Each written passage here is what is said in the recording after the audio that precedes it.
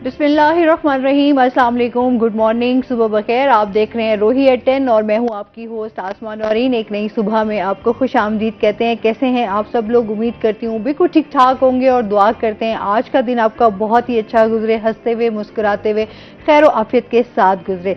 नाज़रीन, आज का जो दिन है वो जुमे का दिन है, तो तमाम मुसलमानों को जुमे का दिन बहुत बहुत मुबारक हो और जुमे के दिन जितना हो सकता है कसरत के साथ जो है वो दुरूद पाक पढ़ा करें, क्योंकि हमारी तमाम परेशानियों और मुश्किलों का हल भी इसी में ही है। और हमेशा एक बात करती हूँ कि इंसान को जो है अपने मस्बत रवैये के साथ, अपनी मस्बत सोच के साथ जो है वो आगे बढ़ना चाहिए, ताकि आप ज़िंदगी में जो है वो कामयाबी हासिल कर सकें। और हमेशा एक बात जो कि आप वक्त का जो है, हमेशा हम बात करते हैं बहुत वक्त को ज़ाया करते रहते हैं, तो आप वक्त को जो है अगर उसका प्रॉपर यूज़ करेंगे और उसको समझेंगे तो ज़िंदगी के बहुत सारे मसाइल भी जो है वो आसान हो जाएंगे। इसी के साथ अपने प्रोग्राम के सिलसिले को आगे बढ़ाएंगे। आज हमारे साथ जो गेस्ट मौजूद हैं वो हैं जी हमारे रोही के रिपोर्टर शकील सुल्तान। अस्सलाम वालेकुम, कैसे हैं आप? ठीक ठाक हैं जी, वेलकम करते हैं आपको। और इसके साथ ही जो हमारे दूसरे गेस्ट हैं वो हैं जी मोहम्मद आबिद, हमारे साथ मौजूद हैं, जो कि शायर हैं और इनका जो शायरी नाम है वो है जी गाजिल। अस्सलाम वालेकुम, कैसे हैं आप? ठीक ठाक हैं जी, वेलकम कहते हैं अपने शो में आप। इनकी शायरी के हवाले से जो है वो बात होगी कि कब से इन्होंने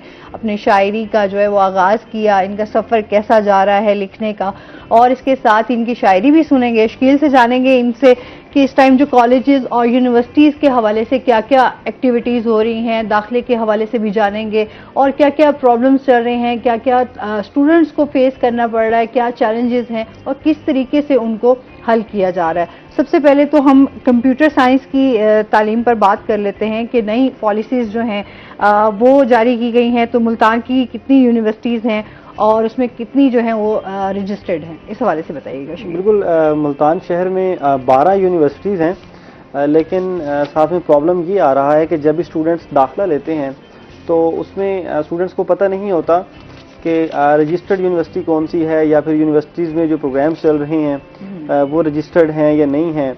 तो ये एक परमानेंट इशू बन गया है। उसकी एक वजह ये है कि मुल्तान शहर में, ना सिर्फ मुल्तान बल्कि हर शहर में प्राइवेट इदारे बहुत बन गए हैं।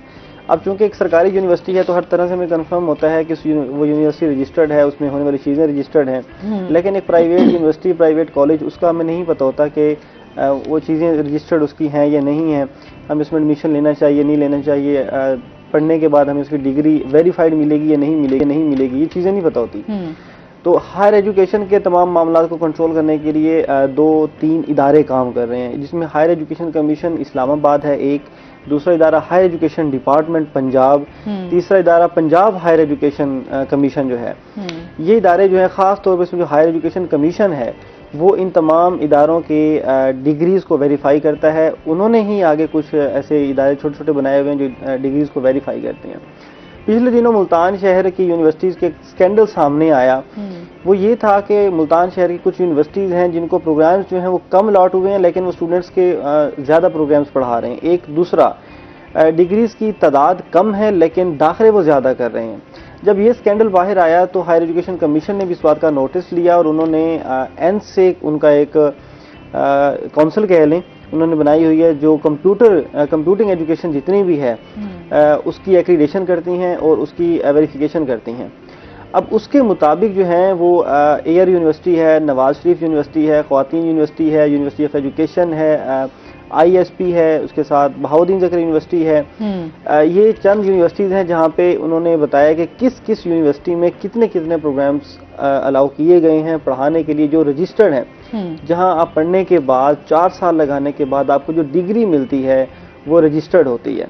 सही। तो यहाँ बहुत ज़रूरी है पेरेंट्स के लिए भी, स्टूडेंट्स के लिए भी, कि क्योंकि ये ऐसे दिन हैं जहाँ अब ना पेपर हो रहे हैं सेकेंड ईयर के, आज चौथा paper I think second year का। इसके बाद स्टूडेंट्स ने एडमिशन लेने हैं यूनिवर्सिटीज़ में, तो स्टूडेंट्स अब कंप्यूटर, आजकल दौर कंप्यूटर का है, तो स्टूडेंट्स का एक बहुत बड़ी तादाद जो है वो कंप्यूटर एजुकेशन की तरफ जा रही है। तो स्टूडेंट्स को पता नहीं होता कि ये जो कंप्यूटर के प्रोग्राम्स हम कर रहे हैं वो रजिस्टर्ड हैं या नहीं। इसके लिए स्टूडेंट्स के लिए वाहिद तरीका जो है वो ये है, या तो अब यूनिवर्सिटी वालों को कहें कि हमें दिखाएं आप कि आपके ये जो प्रोग्राम जिसमें हम एडमिशन ले रहे हैं वो रजिस्टर्ड हैं, नहीं तो हायर एजुकेशन कमीशन की वेबसाइट पे जाएं, वहाँ पे चेक करें کہ کتنے ادارے ایفیلیٹڈ ہیں یا کتنے ادارے نہیں ہیں، کن اداروں میں ایڈمیشن لینے سے ہائر ایجوکیشن کمیشن آپ کو روک رہا ہے اور کن اداروں میں ایڈمیشن لے سکتے ہیں آپ اس کے وہ ادارہ اہل ہے، ان کی لسٹ بھی چیک کریں اور اس کے مطابق ایڈمیشن لیں.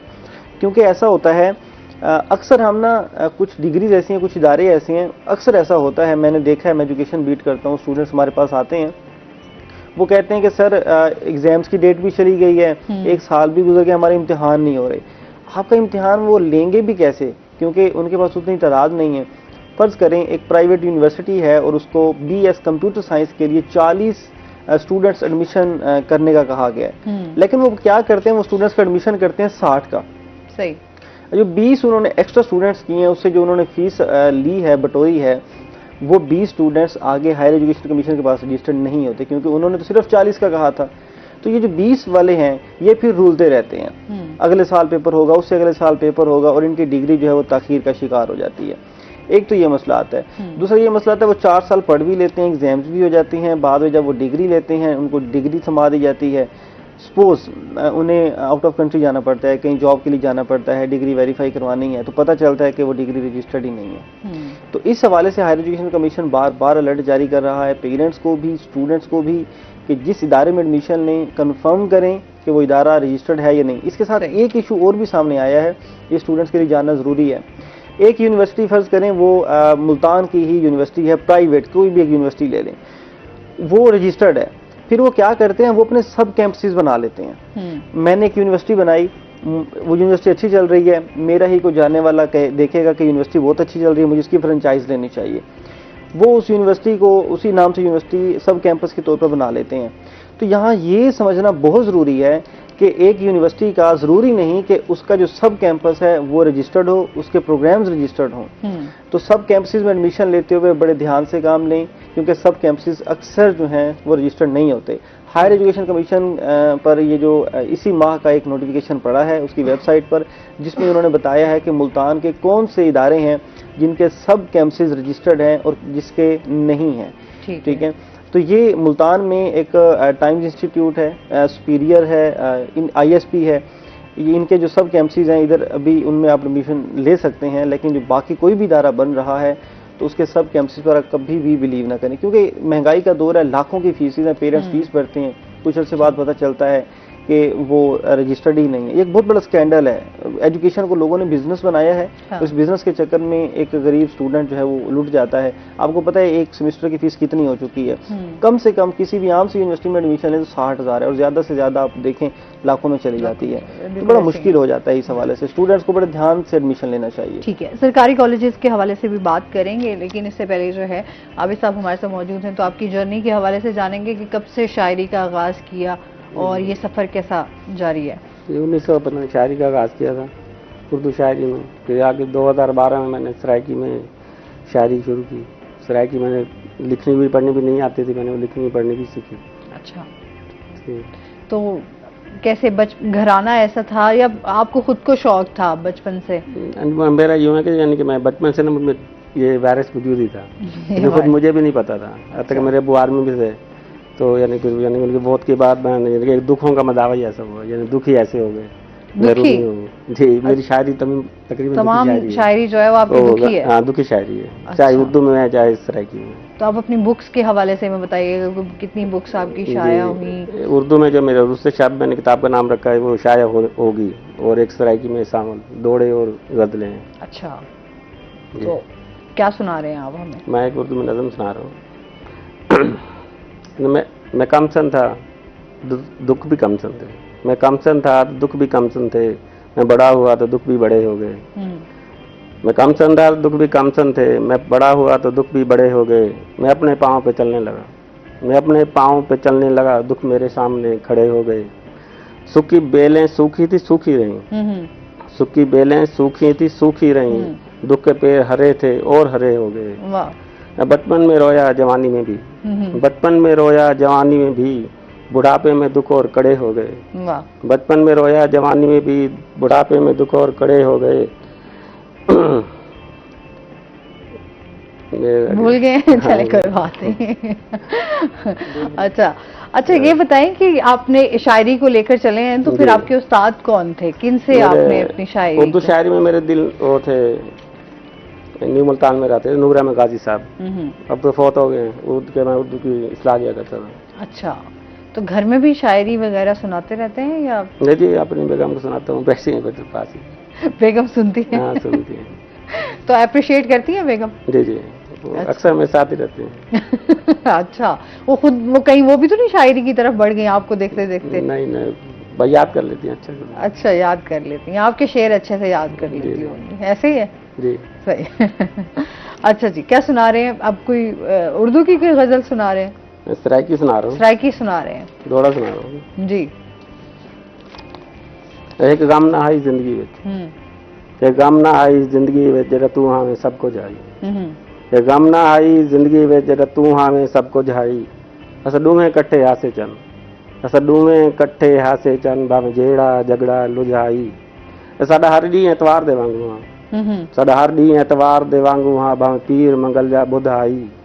ائی خبر نہ غازل دنیا دی، ائی خبر نہ غازل دنیا دی، سگو اپنے آپ دی سدھ آئی. واہ، کیا بات ہے، کیا بات. جک پالدا آرام سکون کہنی، جک پالدا آرام سکون کہنی، میں وہ مجبور انسان ہاں. جک پالدا آرام سکون کہنی، میں وہ مجبور انسان ہاں. جکو اپنا مالک چھوڑ گئے، جکو اپنا مالک چھوڑ گئے، میں وہ بدبخت مکان ہاں. کہ اجڑے ہوئے شہر وانگو، کہ اجڑے ہوئے شہر وانگو، کئی مدت تو ویرانا. جکو کہنی غازل گل آیا، میں وہ بدقسمت خان ہاں. واہ واہ واہ. مطلب ساری جو شاعری ہے آپ کی وہ دکھی ہے، دکھی شاعری ہے جی، ساری ایسی. تو کوئی خوشی والی شاعری بھی کی ہے یا نہیں؟ سارے اس میں اپنے آپ دکھ بیان کیے ہیں؟ دیکھو وطن کے لیے لکھا تھا کہ ساری دنیا گھوم کے آیا، ساری دنیا گھوم کے آیا، لندن چین جاپان، مجھ کو تو پیارا لگتا ہے اپنا پاکستان. واہ واہ واہ. پاکستان کی ہر ایک بولی مجھ کو جان سے پیاری، پاکستان کی ہر ایک بولی مجھ کو جان سے پیاری. سندھی، سرائکی، پنجابی، پشتو، بلوچی اور براوی، پاکستان کی قومی اور سرکاری اردو زبان، مجھ کو تو پیارا لگتا ہے اپنا پاکستان.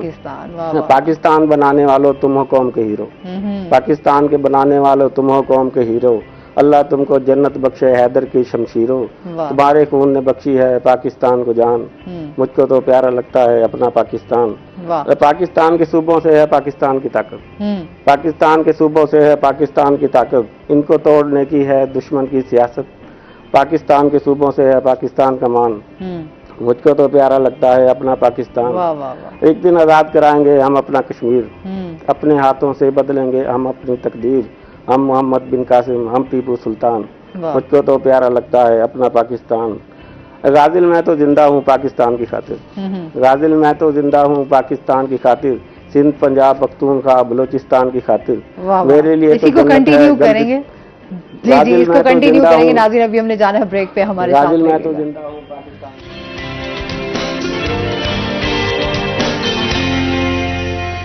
ویلکم بیک ناظرین، اور اس کے ساتھ ہی چلتے ہیں اپنے سیگمنٹ کی طرف، ٹوڈیز ویدر. ہمارے ساتھ زہیب بخاری موجود ہیں، ان سے جانتے ہیں آج دن بھر موسم کیسا رہے گا، کیا صورتحال ہے. آج بالکل شہر اولیا کے موسم کی بات کریں تو آج ملتان شہر کا جو موسم ہے وہ جسمی طور پر آبار آلود رہے گا، اور محکمہ موسمیات کے مطابق آج دن بھر سورج اور بادلوں کے درمیان جو آنکھ مچولی کا جو سلسلہ ہے وہ بھی وقفے وقفے سے جو ہے وہ جاری رہے گا. ہم درجہ حرارت کی بات کر لیتے ہیں تو محکمہ موسمیات کے مطابق آج زیادہ سے زیادہ درجہ حرارت جو ہے وہ 36 ڈگری سینٹی گریڈ تک جو ہے وہ جانے کا امکان ہے، جبکہ کم سے کم درجہ حرارت جو ہے وہ 25 ڈگری سینٹی گریڈ تک ریکارڈ کیا گیا ہے. اسی طرح ہم بات کریں ملتان شہر میں چلنے والی ہوا کے حوالے سے تو محکمہ موسمیات کے مطابق آج دن بھر چلنے والی ہوا میں جو نمی کا تناسب ہے وہ 41% تک ریکارڈ کیا گیا ہے. اسی طرح کا ایئر کوالٹی انڈیکس کی بات کر لی جائے تو گزشتہ روز ایئر کوالٹی انڈیکس میں جو ہے وہ بدترین فضائی آلودگی جو ہے وہ دیکھی گئی تھی، جس کے باعث ملتان شہر جو ہے وہ پہلے نمبر پہ موجود تھا. لیکن آج کی اگر ہم بات کریں تو فضائی آلودگی جو ہے وہ قدرے بہتر ہے اور 58 پوائنٹس پر جو ہے وہ موجود ہے، جس تناظر میں پاکستان کے شہروں میں اگر ہم پہلے 10 شہروں کی بات کر لی جائے تو پہلے 10 شہروں میں ملتان جو ہے وہ آج किसी भी नंबर पर मौजूद नहीं है। इसी तरह अगर हम बात कर ली जाए आइंदा 24 घंटों के हवाले से, तो महकमा मौसमियात के मुताबिक आइंदा 24 घंटों के दौरान जो है वो गर्द आलूद हवाएं और मूसलाधार बारिश जो है वो होने का इम्कान है, जिससे मुल्तान शहर का मौसम जो है वो मजीद खुशगवार जो है वो हो जाएगा। महकमा मौसमियात के मुताबिक आज शाम जो है वो वक्फे वक्फे से बारिश का जो सिलसिला है वो कभी तेज और कभी हल्की बारिश का जो सिलसिला है वो शुरू होगा, जो कि रात गए तक जो है वो जारी रहेगा। गुज़िश्ता रात भी क्योंकि यही हुआ कि बारिश जो है वो हुई और उसके साथ साथ गर्द आलूद हवाएं भी जो है वो चली, जिसकी वजह से सुबह का मौसम जो है वो खासा खुशगवार जो है वो देखने में आया। तो इसी तरह आज भी सूरत हाल जो है वो कुछ इसी तरह है और महकमा मौसमियात ने आइंदा 2 रोज तक जो है वो बारिशों की जो है वो पेशन गोई किया है। अगर उसके बाद की अगर हम बात करें तो दर्जा हरारत जो है वो जिस तरह बहुत शुक्रिया आपका। अच्छा जी, इसके साथ ही जिस तरीके से हम जो है शायरी भी सुन रहे हैं, साथ साथ एजुकेशन के हवाले से भी बात हो रही है, तो कॉलेजेस के हवाले से बात कर लेते हैं। इस टाइम सरकारी कॉलेजेस के हवाले से बताइए कि क्या वहाँ पर जो है एडमिशन्स लेना वो कैसा रहेगा, क्योंकि बहुत सारे लोग जो है वो सरकारी कॉलेजेस को लेकर बहुत सारी उनकी डिफरेंट राय भी होती है। हाँ जी। अच्छा, ये ऐसा है, ये मौसम है दाखिलों का। इन दिनों दाखिले हो रहे हैं कॉलेजेस में और यूनिवर्सिटीज़ में, तो स्टूडेंट्स परेशान होते हैं कि कहाँ एडमिशन लें। एक महंगाई इतनी है, अखराजात इतने ज़्यादा हो गए हैं कि हसूल तालीम जो है वो मुश्किल हो गया है।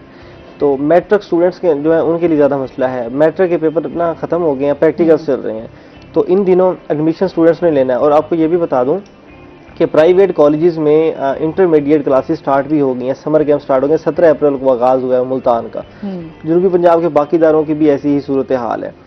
अब इन दिनों समर कैंप्स तो फिर भी प्राइवेट कॉलेजेस जो हैं वो फ्री में करवा देते हैं, लेकिन प्रॉब्लम ये आता है कि वो स्टूडेंट्स जिन्होंने ज़्यादा फीस अफोर्ड नहीं कर सकते वो एडमिशन कहाँ पे लें। अब यहाँ पे स्टूडेंट्स जो है ना वो स्किप कर देते हैं, इग्नोर कर देते हैं गवर्नमेंट कॉलेजेस को, या तो पढ़ाई रोक के बैठ जाते हैं या फिर उतने हालात नहीं होते जितने हालात के लिए चाहिए होते जिसमें कॉलेज में एडमिशन ले लेते हैं। अब प्राइवेट कॉलेज की कम से कम फीस भी 1 लाख हो गई है, किसी आम से कॉलेज में भी आप जाएं। अब ये तो है सिर्फ फीस, इसके अलावा भी अखराजात हैं, यूनिफॉर्म है, इवेंट्स आते हैं, पेपर एग्जाम्स हो रहे होते हैं, आने जाने का खर्चा है, पॉकेट मनी है, बहुत सारी चीज़ें होती हैं, तो खर्चा जो है वो काफ़ी ज़्यादा बढ़ जाता है। तो यहाँ पे स्टूडेंट्स गवर्नमेंट कॉलेजेस में आ सकते हैं। अब यहाँ पे सवाल ये होता है कि हमने ना गवर्नमेंट इदारों को काफ़ी लाइट ले लिया है कि गवर्नमेंट इदारे जो हैं वो उस तरह से तालीम नहीं दिलवा रहे।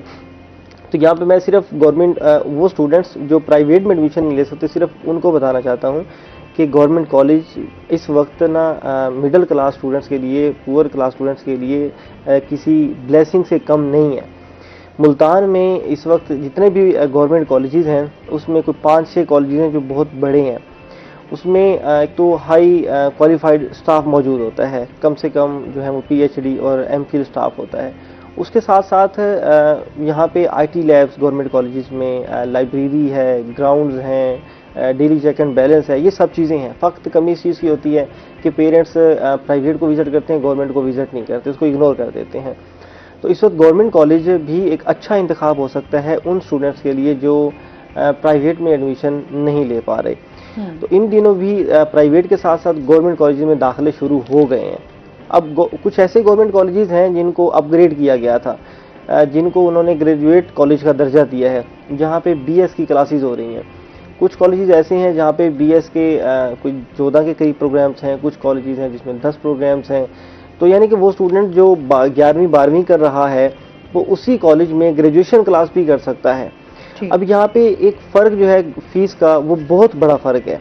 अच्छा, फीसिस के साथ साथ बात करेंगे, हाँ। लेकिन उसके बाद जो है आबिद साहब से जानते हैं। आबिद साहब, कोई ऐसा मैसेज जो आप हमारे व्यूवर्स को देना चाहें और शोरा के हवाले से, शायरी के हवाले से कुछ कहना चाहें, क्या कहेंगे?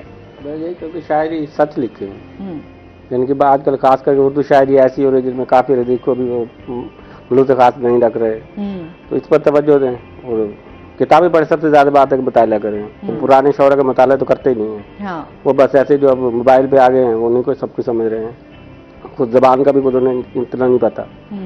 जबान सीखे, यानी कि ज्यादातर फारसी पे तवज्जो दें। उर्दू अगर करनी है तो फारसी समझनी पड़ेगी, पिछले शौरा तो तभी समझ आएंगे। अगर सराइकी पढ़नी है तो फिर सराइकी पुराने शौरा पढ़ें।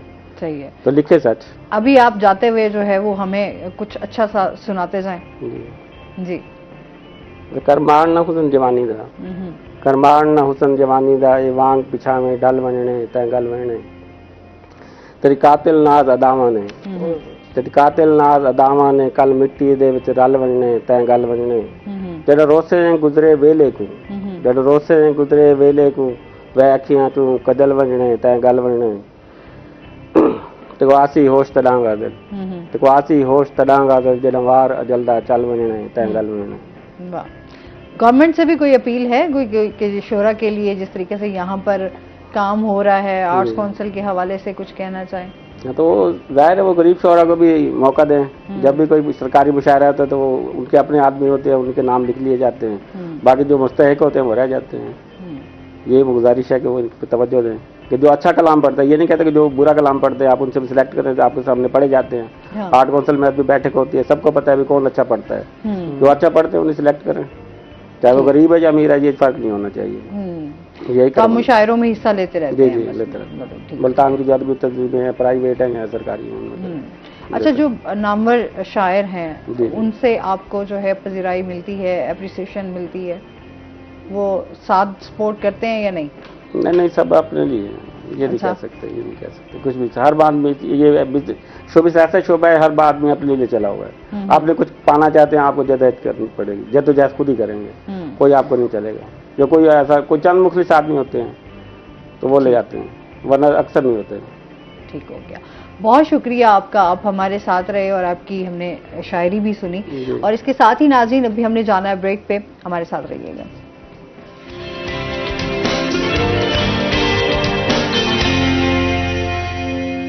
वेलकम बैक नाजरीन। अच्छा जी, हम फीसिस के हवाले से बात कर रहे थे। अच्छा, जिस तरह से प्राइवेट जो है कॉलेजेस में हम जब भी एडमिशन की बात करते हैं तो एक्स्ट्रा आपको जो है वहाँ पर फीस पे करना पड़ती है। सरकारी कॉलेजेस की भी है, लेकिन अभी जाहिर सी बात है स्टूडेंट्स के लिए भी अपने बहुत सारे मसाइल हैं। तो स्टूडेंट्स के हवाले से क्या क्या मसाइल हैं, ये बताइएगा।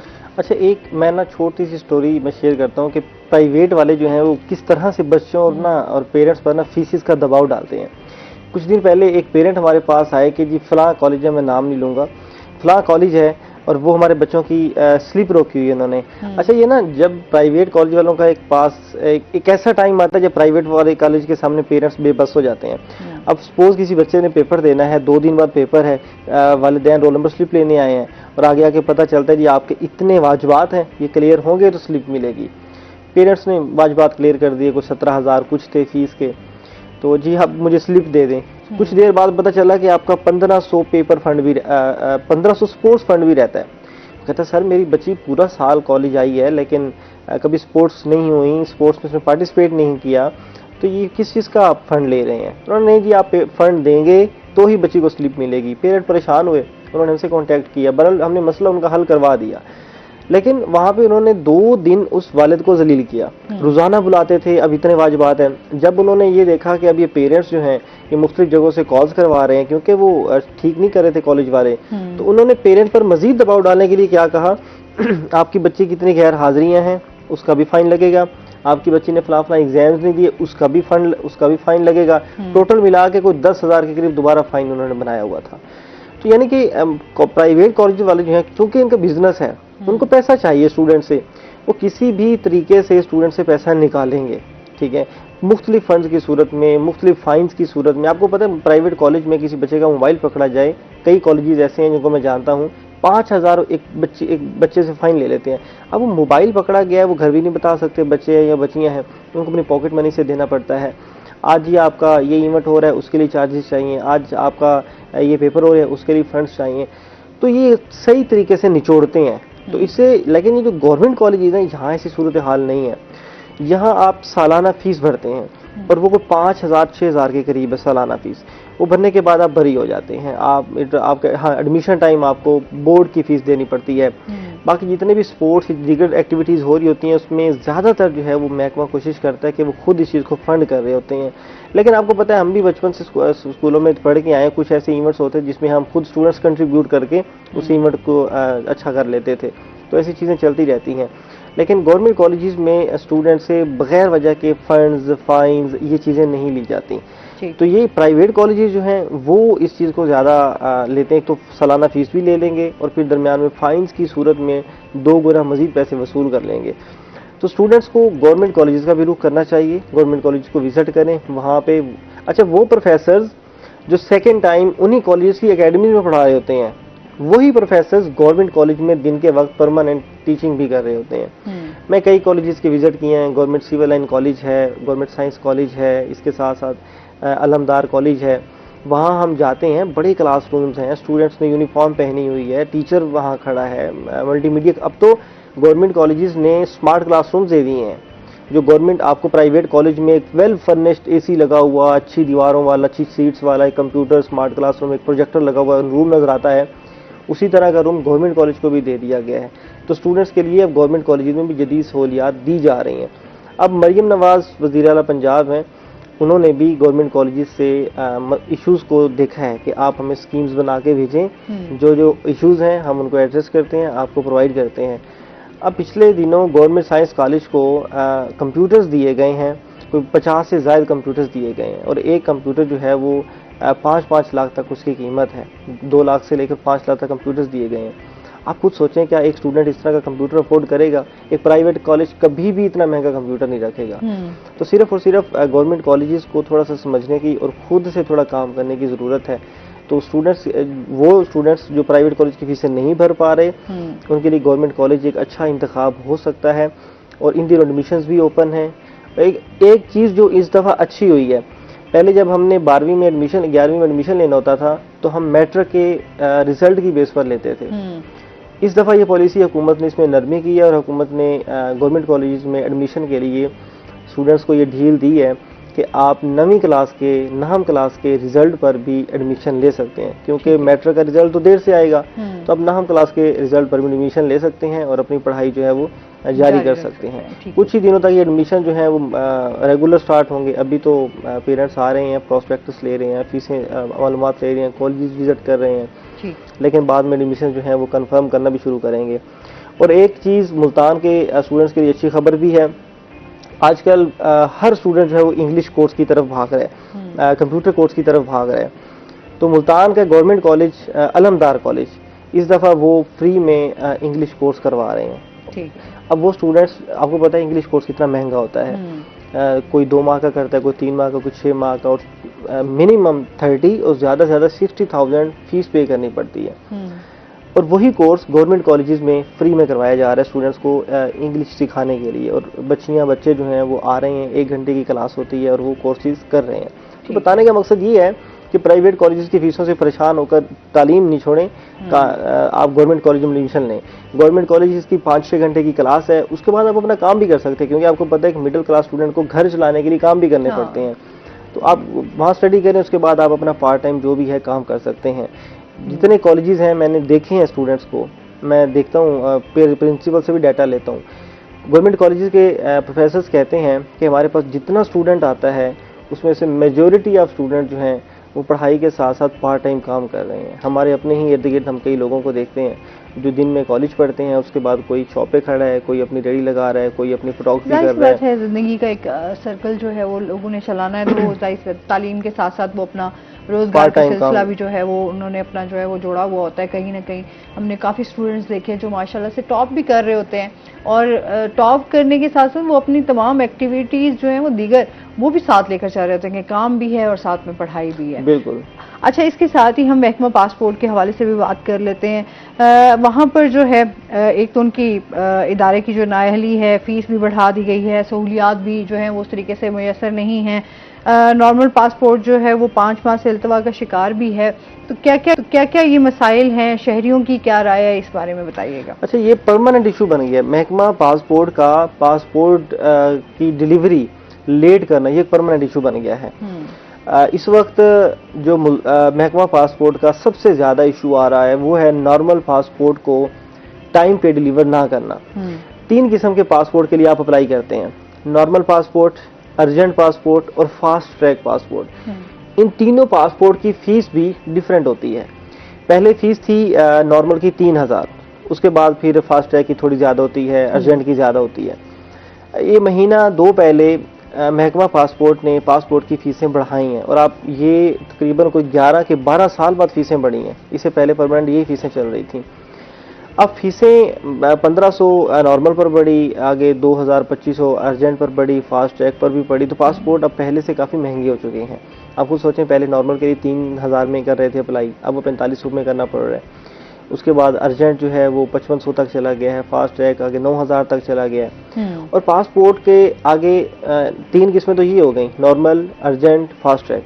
आगे इसमें भी 2 चीज़ें हैं, 5 साल बनवाना है या 10 साल बनवाना है। फिर इसमें भी कई चीज़ें हैं, 36 सफ़ात वाला बनाना है, 72 सफ़ात वाला बनाना है, 100 सफ़ात वाला बनाना है, उसमें भी कई। तो हर पासपोर्ट की फ़ीसें मुख्तलिफ हैं और पहले से कई गुना बढ़ी हैं। अब जो अच्छे, जिसके पास पैसे हैं, इस्तात है, वो अर्जेंट और फास्ट ट्रैक के लिए अप्लाई कर देता है, उसका पासपोर्ट टाइम पे उसको मिल जाता है। लेकिन जो एक मिडिल क्लास है, नॉर्मल, जिसने पासपोर्ट बनवाना है, उसको पासपोर्ट नहीं मिल रहा। आप सुनकर हैरान होंगी, वो एप्लीकेंट जिसने नवंबर में, अक्टूबर में, दिसंबर में अप्लाई किया था पासपोर्ट के लिए, उसको अभी तक भी पासपोर्ट डिलीवर नहीं हो सका। 4-5 माह गुजर गए हैं, एक पासपोर्ट डिलीवर नहीं हो पा रहा। इसकी एक बड़ी वजह जो पहले सामने आई थी, आपने देखा होगा, खबरों में भी चल रही थी चीज़ें, अवाम का भी शोर था, दफ्तरों में भी रश था, जब पासपोर्ट का बहरान खड़ा हो गया था, लेमिनेशन पेपर खत्म हो गया था, स्याही खत्म हो गई थी, वो बाहर से मंगवा नहीं सके थे, तो पासपोर्ट की छपाई जो है वो बंद हो गई, उसकी प्रिंटिंग बंद हो गई, लोगों को मिलना पासपोर्ट बंद हो गए। वो मामला कुछ हद तक कंट्रोल हुआ, लेकिन उसके बाद नॉर्मल पासपोर्ट जो है वो अभी भी तखीर का शिकार है। मैं जब भी पासपोर्ट दफ्तर के बाहर जाता हूँ, लोग बाहर आ रहे होते हैं, जब हम उनसे बात करते हैं, कोई कहता है मेरा वीज़ा एक्सपायर हो रहा है, कोई कहता है मेरे इतने लाखों की मैंने ये सारी वीज़ा लगवाया है, वो मेरा पासपोर्ट अभी टाइम पे पहुंचा नहीं है और मेरा ये वीज़ा ख़त्म हो जाएगा। कोई कहता है मेरी स्टडी के रिलेटेड मैंने बाहर जाना है और अभी टाइम पे मुझे पासपोर्ट नहीं मिल रहा। किसी ने मजदूरी करने जाना है, किसी ने उम्रे के लिए जाना है।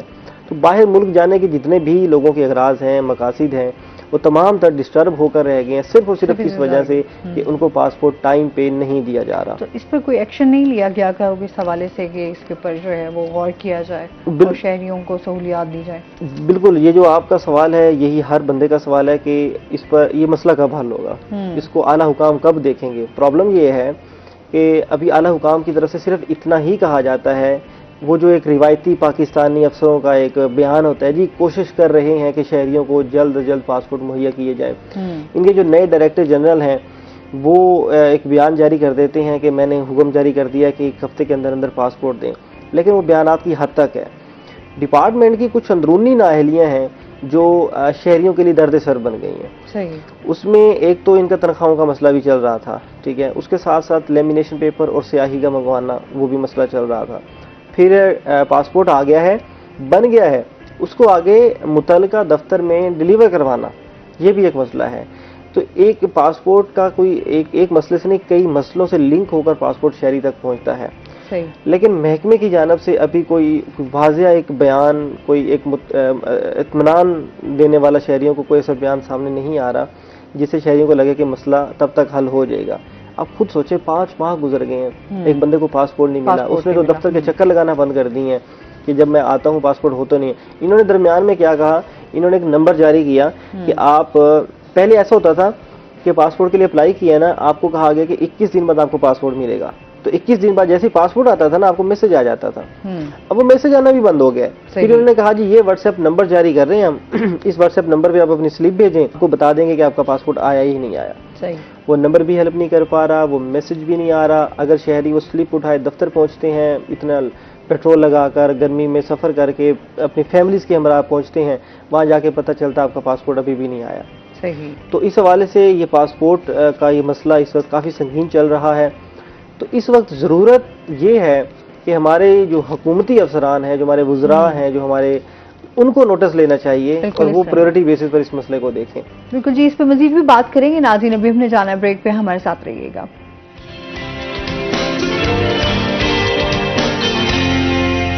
वेलकम बैक नाज़रीन। अच्छा जी, और इसके साथ ही हम एमर्सन यूनिवर्सिटी के हवाले से भी बात करेंगे कि उनके एडमिट ब्लॉक जो है वो ताख़ीर का शिकार है। नए स्टाफ के हवाले से भी बात करेंगे कि भर्तियों का अमल जो है वो स्टार्ट हो चुका हुआ है, इस हवाले से बताइएगा। बिल्कुल, तालीम में बस मसाइल ही सारे डिस्कस हो रहे हैं, क्या करें, हमारी तालीम में मसाइल ही इतने हैं। उसमें एमर्सन यूनिवर्सिटी खुद तो मसला नहीं है, एमर्सन यूनिवर्सिटी मुल्तान का एक बहुत अच्छा बढ़ता हुआ तालीमी इदारा है और इसने आके स्टूडेंट्स को बड़ा सहारा दिया है, क्योंकि सारी तादाद जो है वो BZU जाती थी, سرکاری یونیورسٹی میں دیکھیں یونیورسٹی آف ایجوکیشن کی تعداد کم ہے, میرٹ ہائی ہوتا ہے, تو اس سارے تناظر میں امرسن کا آنا اسٹوڈنٹس کے لیے بڑا فائدہ مند بھی ہوا ہے. اور اس وقت میں امرسن جاتا ہوں تو امرسن کی تعداد بہت تیزی سے بڑھ رہی ہے, طلبہ و طالبات جو ہیں وہ میل فیمیل دونوں اسٹوڈنٹس جو ہیں وہ آ رہے ہیں. لیکن یہ تو ہے تعلیمی. اگر ہم امرسن کی تھوڑی مینجمنٹ لیول کی بات کریں تو مینجمنٹ لیول میں سب سے بڑا ایشو جو امرسن کو فیس کرنا پڑ رہا ہے وہ یہ ہے کہ یونیورسٹی بہت بڑا ایک ادارہ ہوتا ہے جس میں ایک ایڈمن بلاک ضرور چاہیے ہوتا ہے, جہاں ٹریئر آفس ہو, کنٹرولر آفس ہو, اس کے ساتھ ساتھ رجسٹرار آفس ہوتا ہے, وائس چانسلر سیکریٹریٹ ہوتا ہے, اس میں سینڈیکیٹ ہال ہوتا ہے. کئی چیزیں ہیں جو ایک یونیورسٹی کو علیحدہ سے ایک ڈپارٹمنٹ میں چاہیے ہوتی ہیں. لیکن ابھی وہ میں امرسن یونیورسٹی میں یہ جتنے بھی آفسز میں نے ابھی آپ کو نام لیے ہیں, یہ ابھی ان کا کوئی علیحدہ ایڈمن بلاک نہیں بنایا گیا. امرسن یونیورسٹی کے جو کلاس رومز تھے ایک لائن میں, اسی میں سارے ایڈمن بلاک کے آفسز بنائے گئے ہیں. اب وہاں اسٹوڈنٹس کو پڑھنا چاہیے تھا لیکن وہاں پہ مینجمنٹ ورک ہو رہا ہے, تو اسٹوڈنٹس کی تعداد بڑھ رہی ہے تو انہیں کلاس رومز چاہیے. تو اس کے لیے انہوں نے پلان کیا تھا کہ ایڈمن بلاک بنایا جائے. امرسن یونیورسٹی میں سے انٹر ہوتے ہی لیفٹ سائڈ پہ ایک ایریا نظر آئے گا جہاں پہ کام شروع کیا گیا تھا, اور اے ڈی پی اسکیم تھی. یہ 500 ملین روپیز کا یہ پروجیکٹ تھا, اور انہوں نے وہاں پہ ایڈمن بلاک بنانا شروع کر دیا. 100 ملین ملا, 100 ملین کا کام بھی کروایا گیا, لیکن حکومتی مسائل ہوئے اور وہ اسکیم انفنڈڈ ہو گئی, اس کی فنڈنگ آنا بند ہو گئی.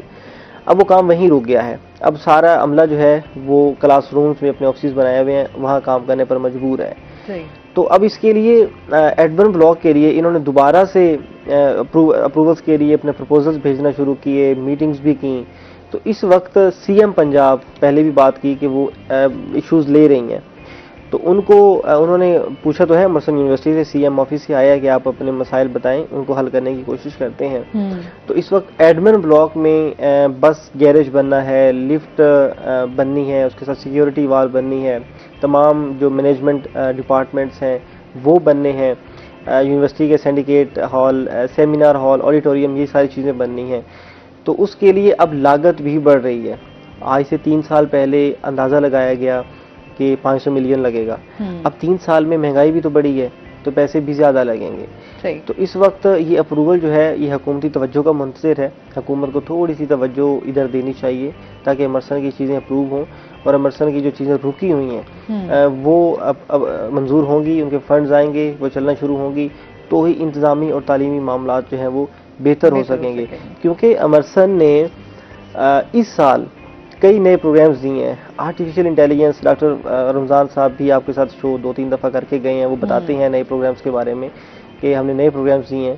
تو جب نئے پروگرامز دیے ہیں تو اسٹوڈنٹس زیادہ ادھر رخ کر رہے ہیں, اور جب اسٹوڈنٹس ادھر رخ کر رہے ہیں تو ان کو اس کے اکارڈنگ فیسلٹیز بھی چاہیے, اس طرح ڈپارٹمنٹس چاہیے.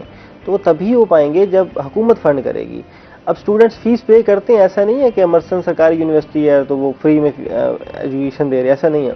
امرسن یونیورسٹی کی فیس اچھی ہے, جس طرح بھیجو وصول کر رہی ہے اسی طرح امرسن کی بھی فیس ہے. لیکن یونیورسٹیز جو ہیں ہم سمجھتے ہیں کہ گورنمنٹ چیز ہے نا تو وہ سارا کچھ گورنمنٹ کرے گی, ایسا نہیں ہے. یونیورسٹیز میں آ کے اسٹوڈنٹس کو خود بھی پے کرنا ہوتا ہے. تو اسٹوڈنٹس جو فیس پے کرتے ہیں کسی حد تک وہ یونیورسٹی میں کنٹریبیوٹ کر رہے ہیں, لیکن جب کچھ نیا بڑا پروجیکٹ کرنا ہوتا ہے تو وہ تو اسٹوڈنٹ نہیں کرتے. اسٹوڈنٹ تو اپنا منتھلی پر سیمسٹر فیس دے رہے ہیں, اس کے لیے پھر گورنمنٹ کے ساتھ کی ضرورت ہوتی ہے.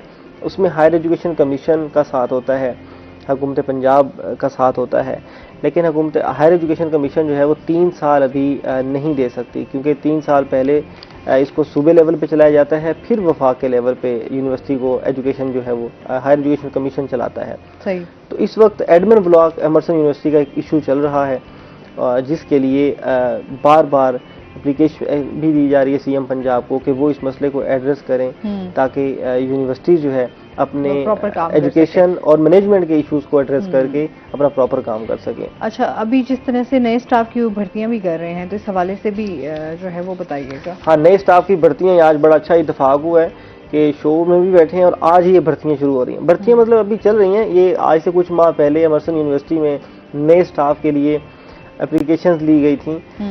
تقریباً 59 لیکچرارز بھرتی کرنے انہوں نے, اور 76 کے قریب نان ٹیچنگ اسٹاف ہے. نان ٹیچنگ سٹاف میں کلرکس آ جاتے ہیں، مالی ہیں، نیب قاصد ہیں، پین ہیں، سیکیورٹی گارڈ ہیں، صحیح ہے. دوسرا دفتر کا سٹاف ہے، ڈرائیورز ہیں، ڈسپینسرز ہیں، مطلب بہت ساری جابز ہیں اس میں نا، اور نان ٹیچنگ میں. اور صحیح. آگے 59 جو ہیں وہ انہیں لیکچرز بھی چاہیے. صحیح ہے. اس کے لیے ایمرسن یونیورسٹی کو اپلیکیشنز موصول ہوئی ہیں 6078. ٹھیک ہے. وہ آج ان کے ٹیسٹ شروع ہونے ہیں، آج بھی ٹیسٹ ہوں گے، کل بھی ٹیسٹ ہوں گے، پرسوں ہوں گے، 3 دن یہ ٹیسٹ جاری رہیں گے. اور یہاں پہ نا جب کہیں کسی ادارے میں جابز ہوتی ہیں، یہ آپ نے بھی دیکھا ہوگا، ہم بھی دیکھتے ہیں، لوگ سمجھتے ہیں کہ پیسے دے کے جاب ہوگی، سفارش کروانی پڑے گی، یہ سب کچھ ہوگا. اس دفعہ ایمرسن یونیورسٹی میں جتنی بھی جابز ہوئی ہیں، ہائر ایجوکیشن کمیشن کی ایجوکیشن ٹیسٹنگ کاؤنسل ہے، وہی پیپر بنا رہی ہے، وہی پیپر لے رہی ہے، وہی پیپر چیک کرے گی اور وہی ریزلٹ دیں گے. ٹھیک ہے. اس کے بعد کا جو پروسیس ہے وہ ایمرسن کے پاس آئے گا. ٹھیک ہے. اور ایمرسن کے پاس بھی جب وہ مسئلہ آئے گا تو اس پر بھی بورڈز بیٹھتے ہیں جو جابز کرواتے ہیں. تو آج پنجاب کالج ہے محمود کوٹ، یونیورسٹی آف سینٹرل پنجاب، وہ سینٹر بنا ہے. آج صبح 7 بجے پیپر شروع ہوا ہے، اور اس کا سلیبس بھی 1 مہینہ پہلے ایمرسن نے اپنی ویب سائٹ پر دیا تھا، جو کہ ہائر ایجوکیشن کمیشن کی طرف سے دیا گیا تھا. ٹھیک ہے. تو یہ اگلے 3 دن ٹیسٹ ہوں گے، اس کے بعد ریزلٹ آئے گا، اس کے بعد اسکروٹنی ہوگی، اس کے بعد انٹرویوز ہوں گے، پھر ایمرسن میں جابز ہوں گے. یہ ایک اچھی چیز بھی ہے کہ ایک تو بے روزگاری کے اس عالم میں لوگوں کو جابز بھی مل رہیں گی. ٹھیک ہے. یونیورسٹی میں، اور اس کے ساتھ ساتھ ایمرسن نئے اسٹاف کے آنے سے ایمرسن یونیورسٹی کا جو کام ہے وہ بھی بہتر ہوگا. صحیح. تو جو بھی مسائل ہیں وہ حل کی طرف جائیں گے. بہت شکریہ آپ کا، آپ ہمارے ساتھ رہے. اور اس کے ساتھ ہی ناظرین، ابھی ہم نے بریک پہ جانا ہے. جب ہم بریک سے واپس آئیں گے تو ہمارے ساتھ کچھ اور گیسٹ موجود ہوں گے، تو ہمارے ساتھ رہیے گا.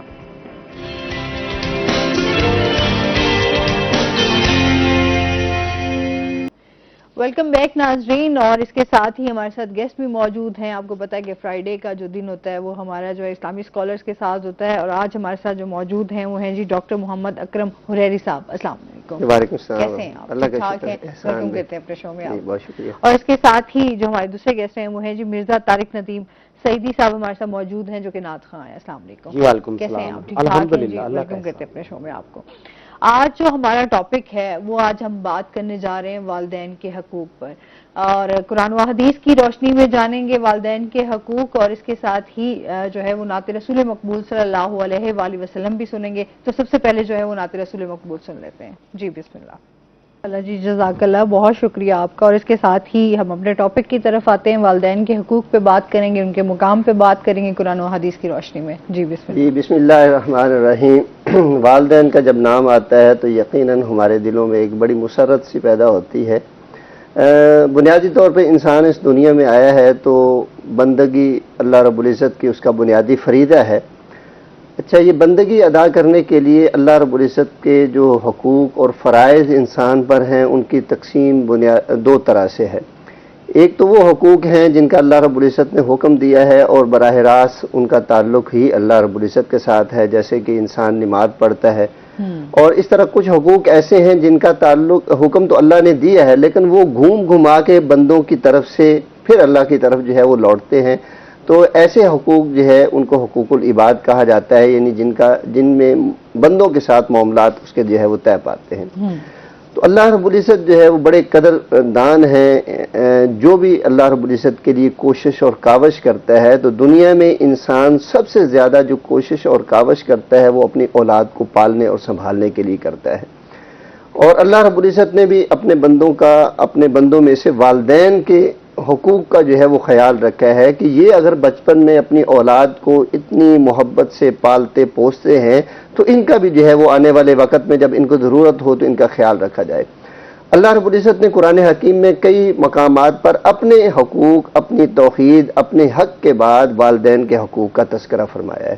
سورہ بنی اسرائیل کی آیات ہیں جہاں پہ اللہ رب العزت نے تفصیل کے ساتھ والدین کے حقوق کا تذکرہ فرماتے ہوئے بالخصوص ان کی عمر کی وہ حالت جس میں وہ بڑھاپے میں پہنچ جاتے ہیں، اس میں اولاد کو والدین کا خیر خواہ، والدین کا قدردان، والدین کا خدمت گزار، والدین کا فرما بردار بننے کی جو ہے وہ تلقین فرمائی ہے. وہاں پہ آیات کا مفہوم اگر دیکھیں تو معلوم یہ ہوتا ہے کہ اللہ رب العزت نے والدین کی ان چھوٹی چھوٹی حرکتوں کو جو اپنے بچوں کو پالنے اور سنبھالنے کے لیے کرتے ہیں نا، ان ساری چیزوں کو مد نظر رکھتے ہوئے والدین کے حقوق کا تذکرہ فرمایا ہے. فرمایا کہ جب وہ بڑھاپے میں پہنچ جاتے ہیں ان کو جھڑکنا نہیں ہے، ان کے سامنے اف تک نہیں کہنا. اب اف کا کلمہ کیا ہے؟ اف ہم اردو سمجھنے والے سمجھتے ہیں کہ اف وہ تاثر ہے جو ہم کسی کی بات کو سمجھتے ہیں کہ اور ناگواری محسوس کرتے ہیں، چاہے زبان سے کچھ نکالیں یا نہ نکالیں، یا منہ سے خالی گہری سانس ہی نکال لیں، جس سے والدین کو معلوم ہو کہ ہماری اولاد ہمارے رویے کو پسند نہیں کر رہی.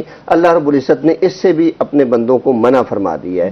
اور فرمایا کہ یہ بڑھاپے کی حالت میں جب جاتے ہیں، بیماریوں کا حملہ ہوتا ہے، چارپیوں کی زینت بن جاتے ہیں، خدمت گزار ان کو ہونا پڑتا ہے اولاد کو، تو فرمایا کہ وَخْفِضْ لَهُمَا جَنَاحَ الذُّلِّ مِنَ الرَّحْمَةِ. پھر اولاد اپنے والدین کے لیے اپنے بازوؤں کو اس طرح بنا لے جس طرح کہ پرندے اپنے پروں کو اپنے بچوں کے لیے پھیلا کے اپنے بچوں کی حفاظت کرتے ہیں. فرمایا اولاد بھی اپنے والدین کی خدمت کرتے ہوئے وہ شفقت والا پہلو اپنے طبیعت کے اندر، اپنے مزاج کے اندر جو ہے وہ لے کر کے آئے. تو اس کے ساتھ جو ہے وہ فرمایا کہ پھر بھی اگر اولاد، کیونکہ والدین ہے انہوں نے عروج کا وقت دیکھا ہوتا ہے، اپنی من مرضی کی ہوتی ہے، حکم احکامات جو ہے وہ جاری کیے ہوتے ہیں، اختیارات انہوں نے استعمال کیے ہوتے ہیں، تو اس عمر میں جب ان کو ڈکٹیٹ کیا جاتا ہے یا اولاد کہتی ہے ایسے کرو ایسے کرو، تو وہ اس کو ناگواری محسوس کرتے ہیں. تو فرمایا کہ والدین کے اس رویے پر آپ نے پھر بھی جو ہے اپنے منہ سے سخت الفاظ نہیں کہنے. وَقُلْ رَبِّ ارْحَمْهُمَا كَمَا رَبَّيَانِي صَغِيرًا. اور اس سے پہلے فرمایا کہ ان کے لیے نرم اور بہترین شفقت بھری گفتگو کرنی ہے. اور جب تنگ ہو جائیں تو پھر اللہ رب العزت سے دعا کرنی ہے کہ اے اللہ جس طرح انہوں نے بچپن میں ہمیں پالا پوسا ہے، آج ہمیں توفیق دے کہ ہم بھی اپنے والدین کی اس طرح خدمت کرتے ہوئے کامیابی تک جو ہے وہ پہنچ سکیں. تو اس کے ساتھ اگر دیکھتے ہیں تو اللہ رب العزت نے والدین کے حقوق کے حوالے سے بڑی محبت کا اظہار فرمایا. آن رسول اللہ علیہ وسلم ارشاد فرماتے ہیں کہ رضا رب فی رضا الوالدین. اللہ رب العزت نے اپنی رضامندی کو والدین کی رضامندی کے ساتھ خاص کر دیا ہے. اگر کوئی انسان والدین کو ناراض رکھتا ہے تو وہ مت سمجھے کہ میں اللہ رب العزت کو جو ہے وہ راضی کر لوں گا. یہ نیکی ہی اس قدر عظیم ہے کہ اللہ رب العزت اولاد کا والدین کے ساتھ ناراضگی والا پہلو جو ہے وہ کسی قیمت پر جو ہے وہ برداشت کرتے ہی نہیں. تو اس طرح اعمال کی اگر حیثیت اور ان کی وقت کو دیکھا جائے تو ایک صحابی رسول ہے، انہوں نے اللہ کے نبی صلی اللہ علیہ وسلم سے سوال کیا کہ احب الاعمال افضل، اور دوسری روایت میں ملتا ہے کہ احب الاعمال افضل کہ سب سے بہترین عمل جو ہے وہ کون سا ہے. تو آپ صلی اللہ علیہ وسلم ارشاد فرماتے ہیں کہ الصلاۃ لوقتہا.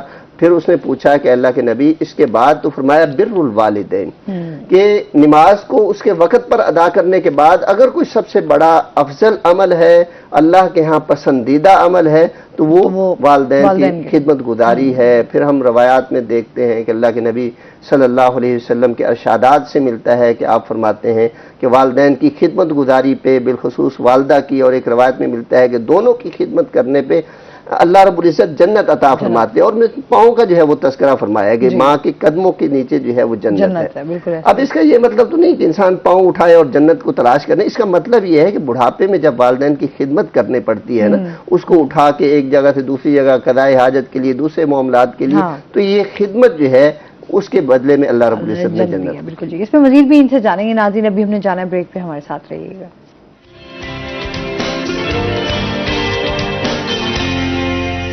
ویلکم بیک ناظرین. جی والدین کے حقوق پر ہم بات کر رہے ہیں. اچھا سب سے پہلے تو ہم آتے ہیں کہ دونوں کی خدمت کا جو ہے ہمیں بار بار اس پر زور دیا گیا ہے. اچھا والدہ کے حوالے سے بھی بتائیے گا. دیکھیں ایک حدیث مبارکہ ہے، ہم سمجھتے ہیں نا جہاد، رسول اللہ صلی اللہ علیہ وسلم کا جب دور مبارک تھا نا تو جہاد کی مہمات 6 مہینے 2 مہینے 4 مہینے گزرتے تھے، کوئی نہ کوئی جنگی مہم جو ہے وہ جا رہی ہے. تو اسی طرح رسول اللہ صلی اللہ علیہ وسلم نے جہاد کے لیے لشکر تیار فرما رہے ہیں. تو ایک صحابی رسول ہیں، اللہ کے نبی صلی اللہ علیہ وسلم کے پاس آتے ہیں، فرماتے ہیں کہ اللہ کے نبی میں آیا ہوں آپ سے مشورہ طلب کرنے کے لیے. آپ نے فرمایا تیری والدہ ہے نا؟ آپ علیہ السلام فرمانے لگے، انہوں نے کہا جی ہاں. فرمایا کہ جائیے اپنی والدہ کے ساتھ اور ان کی جا کے جو ہے وہ خدمت کریے. اور اس میں آپ علیہ السلام نے جو الفاظ بولے ہیں فَأَلْزِمْهَا، کہ اپنی والدہ کے ساتھ چمٹ جائیے. فَإِنَّ الْجَنَّةَ تَحْتَ رِجْلِهَا، کہ جنت اس کے قدموں کے نیچے اللہ رب العزت نے رکھی ہے. تو یہاں سے محسوس ہوتا ہے کہ جب والدین زندہ ہیں تو پھر ان کی خدمت سب سے بڑا جو ہے وہ فریضہ ہے. بعض اوقات یہ ہم سمجھتے ہیں کہ والدین ہمارے جو ہے وہ مزاج کا تو فرق ہوتا ہی ہے، اس میں کوئی ایسی بات نہیں ہے کہ صاف ظاہر ہے وہ ایک وقت کا تغیر ہوتا ہے، تو اس کے بعد جو ہے وہ کئی چیزیں عادات مزاج جو ہے تبدیل ہوتی ہیں، لیکن اس کے ساتھ ساتھ بعض اوقات عقیدے کا بھی فرق آ جاتا ہے، بعض اوقات ایسی غلط عادات کی بھی بعض اوقات ایک دوسرے کے اولاد اور پیرنٹس جو ہے وہ حامل ہوتے ہیں۔ تو ہر صورت میں شریعت جو ہے وہ ہمیں کہتی ہے کہ صاحبہما فی الدنیا معروفا۔ سیدہ اسماء بنت ابی بکر رضی اللہ تعالی عنہ ہیں، ان کی والدہ جب مدینہ میں چلے گئے تھے، ابھی مسلمان نہیں ہوئی تھیں، تو ملنے کے لیے آئی اور مدد کا تقاضا فرمایا، تو جا کر اللہ کے نبی صلی اللہ علیہ وسلم سے پوچھنے لگی کہ اللہ کے نبی میری والدہ مجھ سے مدد طلب کر رہی ہیں لیکن ابھی مسلمان نہیں ہیں۔ فرمایا کہ وَصَاحِبْهُمَا فِي الدُّنْيَا مَعْرُوفًا، کہ ان کی دنیا کے جتنے بھی معاملات ہیں ان کی آپ ان کے ساتھی بن کر رہے، ان کے معاون بن کر رہے، ان کے خدمت گزار بن کر رہے۔ تو اسلام جو ہے وہ کسی عقیدے کی بنیاد پر، رنگ و نسل کی بنیاد پر، قوم اور مزاج اور عادات کے حوالے سے کوئی ڈفرینس ہے تو اس کی بنیاد پر یہ نہیں کہ آپ اس سے علیحدہ ہو سکتے۔ قرآن کریم اور شریعت جو ہے وہ ہمیں ایک اصول دیتی ہے کہ والدین اگر آپ کو شرک پر آمادہ کرتے ہیں، ابھارتے ہیں، تو آپ یہ واحد عمل ہے کہ اپنے والدین کی نافرمانی کر سکتے ہیں، لیکن اس نافرمانی میں بھی ادب اور احترام والا پہلو وہ رہنا چاہیے۔ قرآن حکیم سیدنا ابراہیم علیہ السلام کے حوالے سے تفصیلاً تذکرہ فرماتا ہے، اور ان کے والد جو ہے وہ اس وقت کی جو ہے وہ حکومتی مشنری کے بڑے اہم فرد تھے اور بت پرستی کے جو ہے وہ علمبردار تھے، تو وہ آگے سے جو ہے وہ ان کو کہہ رہے ہیں کہ آپ اس علاقے کو چھوڑ کر چلے جائیں، نہیں تو میں پتھر مار مار آپ کو ہلاک کر دوں گا، بیٹے کو کہہ رہے ہیں۔ بیٹا آگے سے پھر وہ یا اباتی کے الفاظ، عربی میں اس کا ترجمہ کیا جائے تو اس کا معنی یہ بنتا ہے کہ میرے بہت ہی پیارے ابا جان۔ تو اس انداز سے اپنے والد کو مخاطب ہوتے ہوئے آخری وقت میں بھی یہی فرما رہے ہیں کہ ابا جان میں اپنے اللہ سے ایک مرتبہ آپ کے لیے دعا ضرور کروں گا۔ تو یعنی ادب اور احترام کا پہلو ہر صورت میں جو ہے وہ رہنا چاہیے، اور یہ جو والدین کے ساتھ نیکی ہے نا، اس کے بڑے ثمرات ہیں۔ آپ صلی اللہ علیہ وسلم فرماتے ہیں، سیدہ عائشہ اس کو روایت فرماتی ہیں کہ آپ فرما رہے ہیں کہ میں جنت میں داخل ہوا، فسمعت فیہا قراءۃ، میں نے وہاں پہ پڑھنے کی آواز سنی، تو میں نے پوچھا کہ یہ کون ہے؟ مجھے کہا گیا کہ حارثہ بن نعمان رضی اللہ تعالی عنہ۔ اب آپ علیہ السلام اپنے ماحول میں جانتے ہوں گے حارثہ بن نعمان کیا ہے، تو آپ فرمانے لگے کذالک البر، کذالک البر، کذالک البر، کہ نیکی ہو تو ایسی ہو، نیکی ہو تو ایسی ہو کہ وہ دنیا میں موجود ہے لیکن اللہ رب العزت اس کے پڑھنے کی آواز کو جنت میں سنا رہے ہیں۔ اور اس کے بعد آپ علیہ السلام فرماتے ہیں کہ وہ حارثہ بن نعمان وہ شخصیت ہیں جو اپنی والدہ کے ساتھ سب سے زیادہ خدمت کرنے والے ہیں اس وقت۔ تو گویا کہ والدہ کی خدمت کا اللہ رب العزت صلہ یہ دے رہا ہے کہ دنیا میں رہتے ہوئے وہ انسان جنت میں، اور اس کے تذکرے جو ہے وہ جنت میں۔ اب صحابی رسول ہیں حضرت اویس کرنی رضی اللہ تعالی عنہ، انہوں نے اللہ کے نبی صلی اللہ علیہ وسلم کے ساتھ ملاقات کو ترک کر دیا اس وجہ سے کہ ان کی والدہ کو ضرورت تھی ان کی خدمت کرے۔ پیغام بھیجا کہ اللہ کے رسول میں اپنی والدہ کی وجہ سے جو ہے وہ نہیں آ رہا، تو آپ علیہ السلام نے فرمایا کہ جب وہ مدینہ میں آئے گا تو اس کا استقبال کرنا۔ حضرت عمر فاروق کے دور میں آیا اور انہوں نے بڑے اچھے انداز سے جو ہے ان کے ساتھ ملے۔ تو گویا کہ والدین کے ساتھ جو ہے یہ تعلق جو ہے اس کے بڑے ثمرات ہیں۔ کہتے ہیں نا کہ والدہ والدین گھر میں ہوں تو بندے کے جو ہے وہ کوئی پریشانی نہیں، اور یہ حدیث سے ثابت حقیقت ہے، میں کہتی ہوں والدین حدیث سے حیات ثابت ہے۔ ہوں۔ یہ ہم بچپن میں پڑھتے تھے اردو کی کتابوں میں، غار کا پتھر والی ایک کہانی، کہ وہ 3 لوگ ہیں، سفر کر رہے ہیں، اندھیری چلی، بارش چلی، غار میں پناہ لے لی، جب نکلنے لگے تو ایک پتھر اوپر سے گرا اور بند ہو گیا، تینوں نے دور لگایا لیکن وہ نکل نہ سکے۔ تینوں کہتے ہیں کہ اب تو بھئی موت ہی آئے گی، اس کے علاوہ کوئی نہیں، لن ینجیکم اللہ الا بخالص اعمالکم۔ تو ایک ان میں سے کہتا ہے کہ مجھے لگتا ہے کہ اللہ رب العزت ہمیں کوئی ہمارے نیک عمل کی وجہ سے بچا لے گا۔ تو کہتے ہیں کیا کریں؟ کہتے ہیں جی اللہ سے دعا کرتے ہیں، آپ کے پاس اپنا نیک عمل یاد کیجیے اور اس کے بعد جو ہے اللہ سے دعا کریں کہ اللہ رب العزت سن لے گا۔ تو ان میں سے ایک فرد نے یہ دعا کی کہ اللہ تو جانتا ہے کہ میرے والدین ہیں، بوڑھے ہیں، لیکن میں ان کا سب سے زیادہ خیال رکھتا ہوں، اور یہ فقط خیال اس لیے رکھتا ہوں کہ تو مجھ سے راضی ہو جائے۔ اللہم ان کنت فعلت ذالک بوجہ ربک ففرج عنا ما نحن فیہ، اے اللہ اگر یہ میرا عمل تیری رضا کے لیے تھا تو جانتا ہے کہ تجھے خوش کرنے کے لیے میں اپنے والدین کی خدمت کرتا ہوں تو آج مجھے اس مصیبت سے نجات دے۔ حدیث کے الفاظ ہیں کہ وہ پتھر جو تینوں سے نہیں ہٹ رہا تھا وہ اللہ کی غیبی مدد سے آہستہ سے سرک جاتا ہے، پھر دوسرا دعا کرتا ہے، تیسرا کرتا ہے تو وہ پتھر اتنا سرک جاتا ہے کہ وہ تینوں بحفاظت باہر نکل آتے ہیں۔ یہ اس بات کی دلیل ہے کہ والدین کے ساتھ کی ہوئی نیکی انسان کی نہ دنیا میں رائیگاں جاتی ہے نہ آخرت میں رائیگاں جاتی ہے، اور انسان اگر مصیبتوں میں پھنس گیا ہے تو اس نیکی کا حوالہ دے کے اللہ سے فریاد کرے تو اللہ اس کو اس مصیبت سے بھی نکال دیں گے بالکل ایسے ہی ہے۔ اچھا جی، اور اس کے ساتھ ہی ہم نعت رسول مقبول صلی اللہ علیہ وآلہ وسلم سنیں گے جی، بسم اللہ۔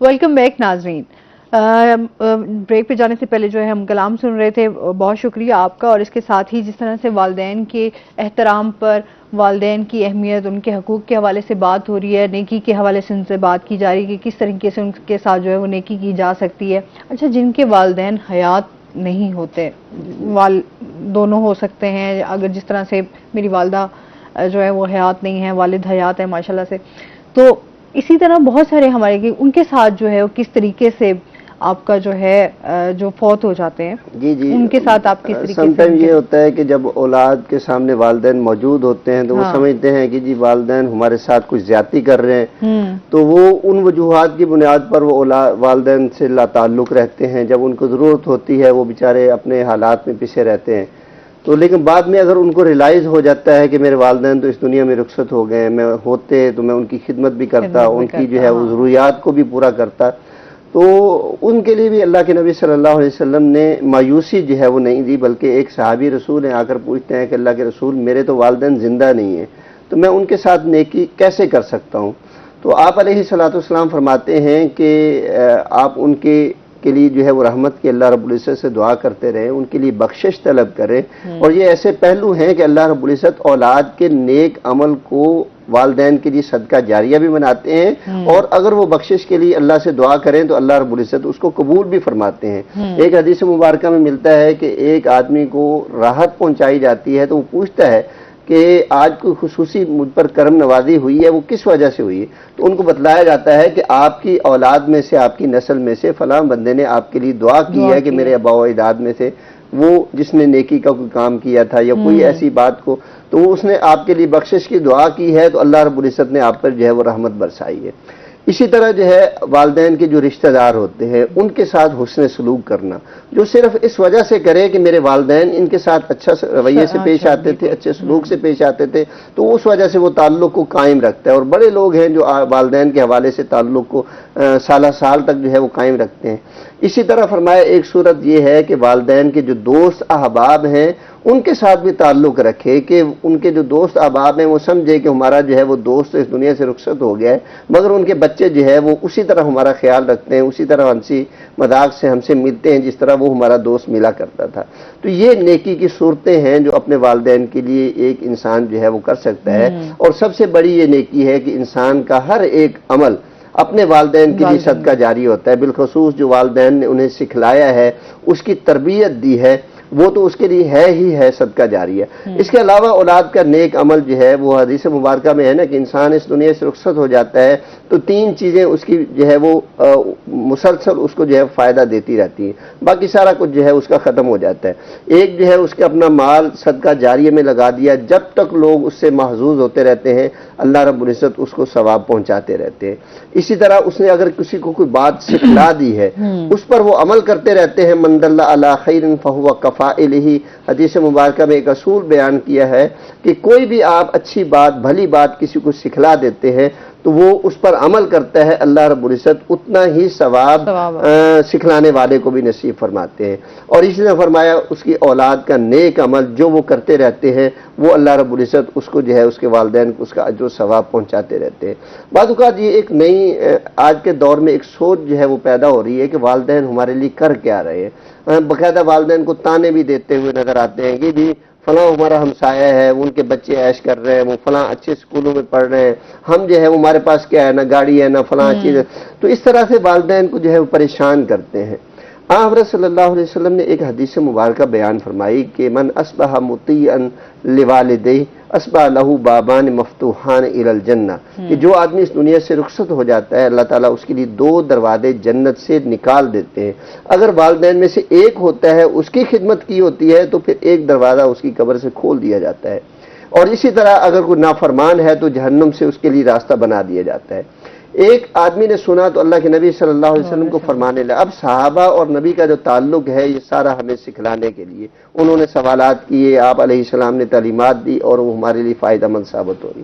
انہوں نے کہا کہ اللہ کے نبی اگر والدین اولاد پر ظلم کریں کیا پھر بھی ہم والدین کی خدمت کرتے رہے؟ تو آپ علیہ السلام نے یہ اعتراض سنا نا تو غضبناک ہو گئے، غصے کی حالت میں ہو گئے، منہ دوسری طرف کا، اور اپنی زبان سے 3 مرتبہ یہ الفاظ جاری فرمایا کہ وَإِنْ غَضَبَا وَإِنْ غَضَبَا وَإِنْ غَضَبَا، والدین دونوں آپ پر ظلم کریں تب بھی اولاد کا فریضہ ہے کہ اپنے والدین کی جو ہے وہ خدمت کرتے ہوئے نظر آئے. اور بعض اوقات یہ ہے کہ والدین کو پیسوں کی ضرورت ہوتی ہے، پیسے جو ہے وہ اولاد کہتے ہیں میں تیرے لیے کما رہا ہوں، میرے اپنے بھی بچے ہیں، ہمارا اپنا بھی فیوچر ہے، ہم نے اپنے آپ کو بھی سیٹ کرنا ہے، آپ کے خرچے اٹھاتے رہے. اس طرح کا ایک واقعہ اللہ کے نبی صلی اللہ علیہ وسلم کے دور میں پیش آیا کہ ایک صحابی ہیں ایک آدمی نے آ کر اللہ کے نبی صلی اللہ علیہ وسلم سے اعتراض کیا، شکایت لگائی کہ میرا والد ہے آئے دن مجھ سے مطالبے کرتا ہے. تو اللہ کے نبی صلی اللہ علیہ وسلم نے اس کو بٹھایا اور ایک آدمی کو بھیجا کہ جاؤ اس کے والد کو بلا کے لاؤ. والد کو جب پتہ چلا کہ میری شکایت لگی اللہ کے نبی صلی اللہ علیہ وسلم کے سامنے تو حدیث مبارکہ میں وہ الفاظ ہمیں ملتے ہیں کہ وہ گھر سے چلتا ہے تو راستے میں اپنے بیٹے کی بچپنے کو یاد کرتے ہوئے نا وہ گنگناتا ہوا آ رہا ہے، شعری حالت، شعر بھی پڑھتا آ رہا ہے کہ بچے تجھے میں نے کس طرح جو ہے مصیبتوں سے پالا، پرورش کی، بڑا کیا، آج تو جوان ہوا ہے تو آج جو ہے باپ کی شکایتیں جو ہے وہ لگا رہا ہے. تو اللہ کے نبی صلی اللہ علیہ وسلم کے پاس جو ہے وہ جا رہے طرح طرح کے خیال لے کے. جب اللہ کے نبی کے پاس پہنچے تو آپ نے اسی بیٹے کا جو شکایت لگانے والا تھا بغیر کوئی بات کیے، بغیر والدین سے کوئی وضاحت طلب کیے کہ آپ نے اس سے کیا مطالبے کیے ہیں، کیا چیزیں ہیں، کوئی بات نہیں پوچھی، اس کا ہاتھ اس کے والد کے ہاتھ میں تھمایا، فرمایا انت و مالک لابیک، تو اور تیرا مال وہ دونوں جو ہے وہ تیرے والد کے بہاف پہ ہے، جیسے وہ خرچ کرے. اب اس سے بڑھ کر جو ہے وہ اور کیا جو ہے وہ دلیل ہو سکتی ہے کہ جب تک والدین زندہ ہیں فیصلے بھی انہی کے، ہاں جی، اور مال بھی انہی کا، اولاد بھی انہی کی. آج ہم کہتے ہیں کہ ہم تو آزاد ہیں جی، ہماری مرضی کے شریعت نے سارے اصول جو ہے وہ دیے ہوئے. آپ احترام والے تعلق سے وہ ساری چیزیں جو ہے وہ طے کر سکتے ہیں، لیکن یہ کہ والدین کی 25-30 سال کی جو صحبت ہوتی ہے، آپ چند گھنٹوں کی صحبت کے اوپر والدین کی جو ہے وہ تربیت کو، ان کی خدمت کو جو ہے وہ نظر انداز کر کے والدین کو جو ہے وہ تان و تشنیع دیتے رہیں تو یہ کہیں انصاف کی بات نہیں ہے. اور پھر ہوتا بھی ایسے ہے کہ وہ چند گھنٹوں کی جو ہے وہ خوشی جو ہوتی ہے پھر اسے ہمیشہ کے لیے ہلاکت میں گرا دیتی ہے. تو اولاد کا یہ اعتراض کسی صورت میں نہیں بنتا. اللہ نے والدین کی رضا کو اپنی رضامندی کے ساتھ خاص کر دیا ہے، جنت کو اپنی والدین کی خدمت کے اوپر جو ہے وہ منحصر کر دیا ہے، والد کو جنت کا عمدہ ترین دروازہ بنا دیا ہے، والدہ کی خدمت کو جنت کے داخلے کا ذریعہ بنا دیا ہے. تو اس سے بڑھ کر جو ہے وہ ہمارے لیے کیا سعادت ہو سکتی ہے. مزید بھی آپ سے جانتے ہیں، آپ نے بہت تفصیلی سے جو ہے وہ اس کو بیان کیا، بہت شکریہ آپ کا، بہت شکریہ. آپ ہمارے ساتھ رہ جاتے ہوئے آپ سے ایک آخری کلام سنیں گے. جی بسم اللہ. ویلکم بیک ناظرین، اور بریک کے بعد جو ہے ہمارے ساتھ 2 پیاری سی بچیاں موجود ہیں. سب سے پہلے تو ہمارے ساتھ ماہین عقیل موجود ہے. السلام علیکم. وعلیکم السلام. کیسی ہیں آپ؟ ٹھیک ہیں آپ؟ جی ماشاءاللہ سے. اور اس کے ساتھ ہی جو ہماری دوسری گیسٹ ہیں وہ ہیں جی صفیہ حفیظ ہمارے ساتھ موجود ہے. السلام علیکم. وعلیکم السلام. کیسی ہیں آپ صفیہ؟ ٹھیک ہیں جی ماشاءاللہ سے.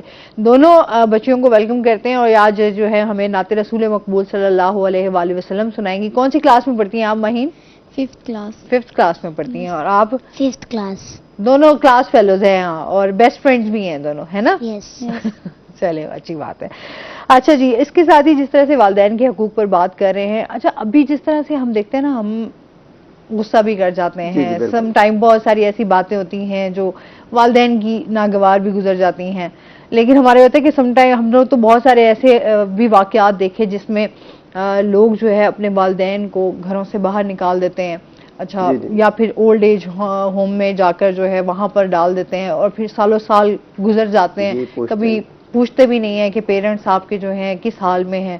ان کے بارے میں اللہ تعالیٰ نے کیا ارشاد فرمایا ہے, کیا سزا ہے؟ میں سمجھتا ہوں کہ یہ والدین ہوتے ہیں نا بڑھاپے، جس طرح بچہ ہوتا ہے نا، چھوٹے ہوتے ہیں، ان کو جو تکلیف ہوتی ہے وہ اس سے زیادہ وہ والدین کو تکلیف محسوس ہو رہی ہوتی ہے. اور اسی طرح بڑھاپے کی حالت میں جب پہنچ جاتا ہے نا، میں سمجھتا ہوں کہ وہ پہنچتے شاید اس لیے ہیں کہ اولاد کے ذریعے کو نیکی جو ہے ان کو اللہ رب العزت نصیب کرنا چاہتے ہوتے ہیں. دیکھیں جی، اولڈ ایج کا تصور ٹھیک ہے، خدمت کے تحت یہ ادارے قائم کیے گئے ہیں، اور جن علاقوں میں یہ سسٹم ہے کہ نہیں سنبھال سکتے، یہ ان کا ایک اچھا اقدام ہے کہ یہ کر رہے ہیں، چلو کسی طریقے کی کیئر ہو رہی ہے.